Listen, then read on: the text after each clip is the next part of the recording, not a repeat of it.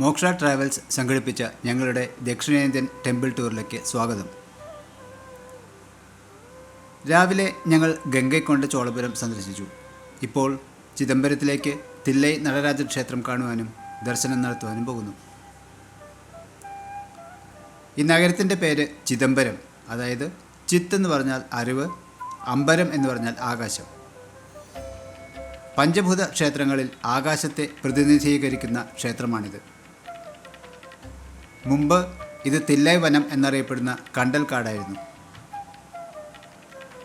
ഇവിടെയുള്ള ശിവലിംഗം സ്വയംഭൂവാണ്, അതായത് സ്വയം ഉണ്ടായതാണ്. പതഞ്ജലിയും വ്യാഘ്രപാദരും ഈ ശിവലിംഗത്തെ ആരാധിച്ചിരുന്നു. 6-ാം നൂറ്റാണ്ടിൽ പല്ലവർ പണി ആരംഭിച്ച ഈ ക്ഷേത്രം 16-ാം നൂറ്റാണ്ടിൽ പൂർത്തിയാക്കി. പല്ലവ, പാണ്ഡ്യ, ചോള, നായക, വിജയനഗര രാജവംശങ്ങൾ ഈ ക്ഷേത്രത്തിൻ്റെ നിർമ്മാണത്തിൽ ഏർപ്പെട്ടിട്ടുണ്ട്. ക്ഷേത്രത്തിന് 4 രാജവംശങ്ങൾ നിർമ്മിച്ച 4 പ്രവേശന കവാടങ്ങളുണ്ട്. ചോളന്മാരാണ് പ്രധാന ക്ഷേത്രം നിർമ്മിച്ചിരിക്കുന്നത്.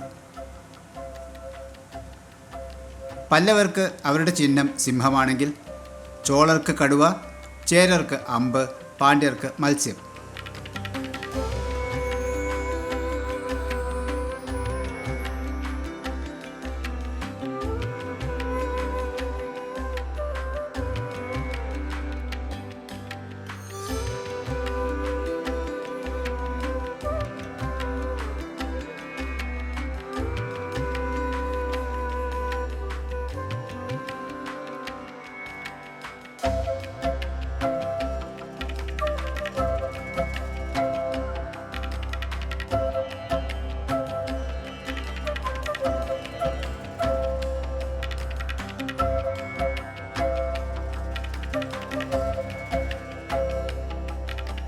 ...140 അടി ഉയരമുള്ള കിഴക്കേ കവാടം പല്ലവർ നിർമ്മിച്ചതാണ്. ഗോപുരത്തിൻ്റെ അടിഭാഗം ഗ്രാനൈറ്റ് കൊണ്ടാണ് നിർമ്മിച്ചിരിക്കുന്നത്. മുകൾ ഭാഗം കളിമണ്ണും ഇഷ്ടികയുമാണ്. ക്ഷേത്രത്തിൽ പ്രവേശിക്കുന്നതിന് മുൻപ് ആദ്യം ഗണേശനെയും പിന്നീട് സുബ്രഹ്മണ്യനെയും പ്രാർത്ഥിക്കണം. കിഴക്കേ ഗോപുരത്തിൻ്റെ 2 വശങ്ങളിലായി ഗണേശനെയും സുബ്രഹ്മണ്യനെയും പ്രതിഷ്ഠിച്ചിരിക്കുന്നു. കിഴക്കേ ഗോപുരത്തിൻ്റെ ചുവരുകളിൽ ഭരതനാട്യത്തിൻ്റെ 108 മുദ്രകൾ കൊത്തിവച്ചിട്ടുണ്ട്.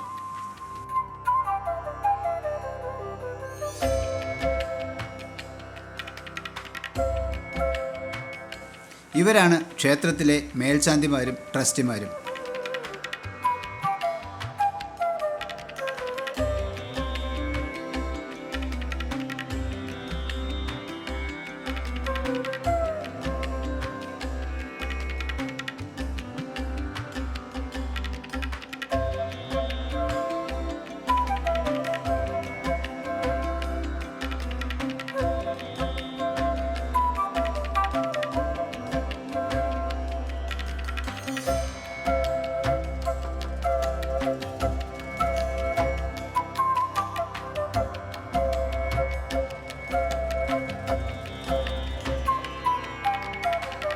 ഇവിടുത്തെ വിഗ്രഹം നടരാജൻ്റെ രൂപത്തിലാണ്.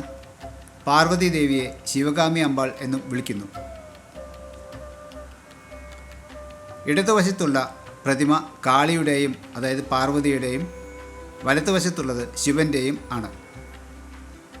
അവർ തമ്മിൽ ഒരു നൃത്ത മത്സരമുണ്ടായി. അത് ഇവിടെ ചിത്രീകരിച്ചിരിക്കുന്നു. ഈ മത്സരത്തിൻ്റെ വിധികർത്താക്കൾ ബ്രഹ്മാവും വിഷ്ണുവുമാണെന്ന് പറയപ്പെടുന്നു.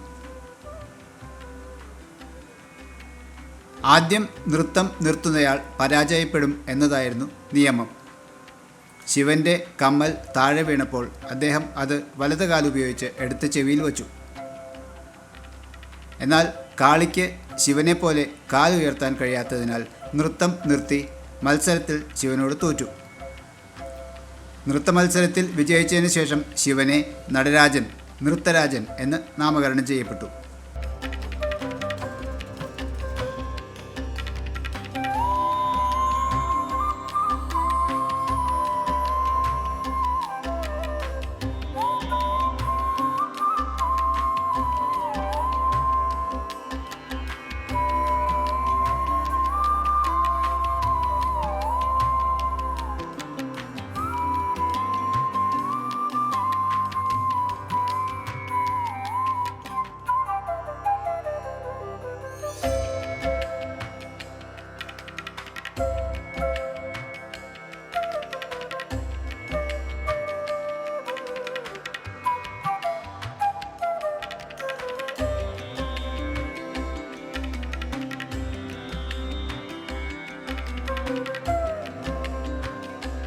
200ഓളം പശുക്കളുള്ള ഒരു ഗോശാലയാണിത്.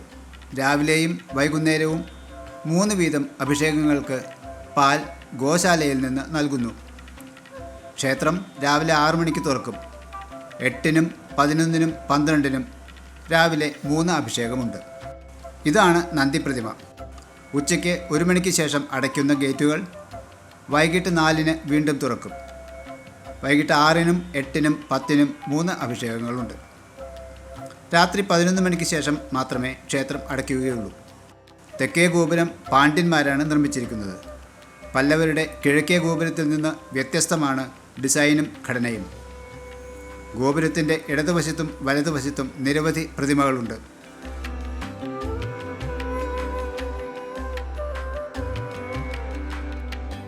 ഇതാണ് ദക്ഷിണാമൂർത്തി ക്ഷേത്രം.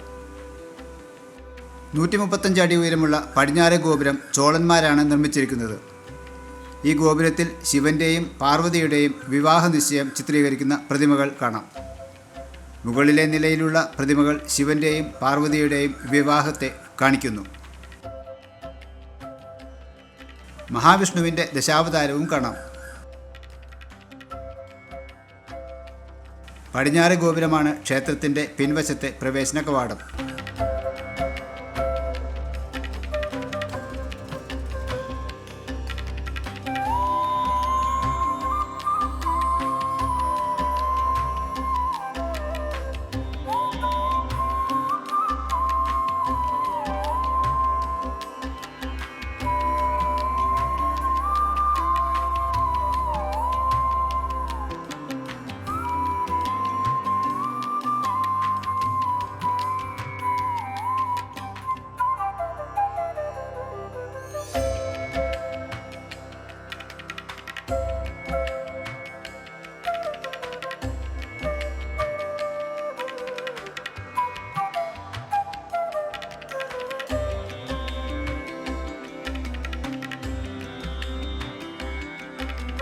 എട്ട് അടി ഉയരമുള്ള ഗണപതി വിഗ്രഹമുള്ള ഗണപതി ക്ഷേത്രം ഇവിടെയാണ്. അകത്ത് ഫോട്ടോ എടുക്കാൻ അനുവാദമില്ല.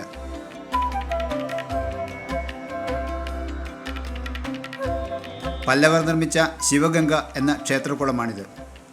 രോഗങ്ങളുണ്ടെങ്കിൽ ഈ കുളത്തിൽ കുളിച്ചാൽ അത് മാറുമെന്നാണ് വിശ്വാസം.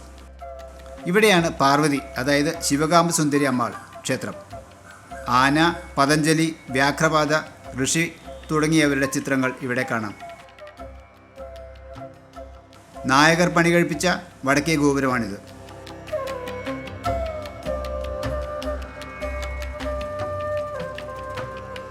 ഇതാണ് ക്ഷേത്രത്തിൻ്റെ വ്യൂ പോയിൻ്റ്. ഇവിടെ നിന്നാൽ പ്രധാന ക്ഷേത്രത്തിൻ്റെ എല്ലാ കവാടങ്ങളും മുകൾ ഭാഗവും കാണാം. വർഷം തോറും ഡിസംബർ, ജൂലൈ മാസങ്ങളിൽ ക്ഷേത്രത്തിൽ 2 വലിയ ഉത്സവങ്ങൾ നടക്കാറുണ്ട്. ഗണേശൻ, സുബ്രഹ്മണ്യൻ, ശിവൻ, പാർവതി, ചണ്ഡികേശൻ എന്നിവരുടെ 5 രഥങ്ങളാണ് ഈ ഉത്സവങ്ങളിൽ ഉപയോഗിക്കുന്നത്. കിഴക്കേ ഗോപുരത്തിനടുത്തുള്ള തെരുവിൽ ഈ രഥങ്ങൾ പാർക്ക് ചെയ്തിരിക്കുന്നതും മൂടിയിട്ടിരിക്കുന്നതും കാണാം. ഒരു വർഷത്തിൽ 2 പ്രാവശ്യം മാത്രം, അതായത് ഡിസംബറിലും ജൂലൈയിലും തുറക്കുന്ന 1000 തൂണുകളുള്ള മണ്ഡപമാണിത്. ഉള്ളിൽ 999 തൂണുകൾ മാത്രമാണുള്ളത്. മുകളിലേക്ക് പിടിച്ചിരിക്കുന്ന ശിവൻ്റെ കാൽ 1000ാമത്തെ തൂണായി കണക്കാക്കപ്പെടുന്നു. 79 ഡിഗ്രി ഒരേ രേഖാംശത്തിൽ പതിക്കുന്ന ഇന്ത്യയിലെ ശിവക്ഷേത്രങ്ങളിൽ ഒന്നാണിത്. കേദാർനാഥ്, ശ്രീകാളഹസ്തി, ഏകാംബരേശ്വർ, ചിദംബരം, രാമേശ്വരം എന്നീ ക്ഷേത്രങ്ങൾക്ക് GPS സൗകര്യം പോലും ഇല്ലാതിരുന്ന കാലത്ത് വിവിധ സംസ്ഥാനങ്ങളിൽ നിർമ്മിച്ചവയാണ്. പ്രധാന ക്ഷേത്രത്തിൻ്റെ സ്വർണ്ണ മേൽക്കൂരയിൽ 21,600 സ്വർണ്ണ ഷീറ്റുകളുണ്ട്. ആരോഗ്യമുള്ള ഒരു വ്യക്തി 1 മിനിറ്റിൽ 15 തവണ ശ്വസിക്കുന്നു എന്നാണ് പറയപ്പെടുന്നത്. 1 മണിക്കൂറിൽ ഇത് 900 ആകും. ഒരു ദിവസം അത് 21,600, അതായത് 900 × 24 ആകും. ഇതാണ് ഇവിടെ സ്വർണ്ണ മേൽക്കൂരയുടെ നിർമ്മാണത്തിൽ ഉപയോഗിച്ചിരിക്കുന്ന യുക്തി. നമ്മുടെ ശരീരത്തിലെ അസ്ഥികൾ, നഖങ്ങൾ മുതലായവയുടെ എണ്ണത്തിന് തുല്യമായ 72,000 സ്വർണ്ണ ആണികളാൽ ഷീറ്റുകൾ ഉറപ്പിച്ചിരിക്കുന്നു. സ്വർണ്ണ മേൽക്കൂരയിൽ 9 കലശങ്ങളുണ്ട്. അത് മനുഷ്യ ശരീരത്തിലെ 9 ദ്വാരങ്ങളെ പ്രതിനിധീകരിക്കുന്നു. ഒരു മനുഷ്യൻ ആകെ 7 ജീവിതങ്ങൾ ജീവിക്കുന്നുവെന്ന് പറയപ്പെടുന്നു. അതുകൊണ്ട് ഗോപുരങ്ങളിലെ ലെവലുകളുടെ എണ്ണം, നിലകളുടെ എണ്ണം 7 ആണ്.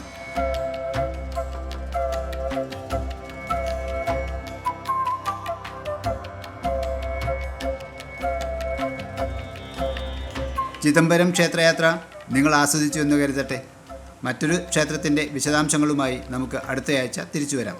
യൂട്യൂബിൽ ഈ വീഡിയോ കണ്ടതിന് ശേഷം ലൈക്ക് ചെയ്യുന്നതിനും നിങ്ങളുടെ അഭിപ്രായം രേഖപ്പെടുത്തുന്നതിനും നിങ്ങളുടെ കൂട്ടുകാരുമായി ലിങ്ക് പങ്കുവയ്ക്കുന്നതിനും താൽപ്പര്യപ്പെടുന്നു. വീണ്ടും കാണാം. നമസ്കാരം.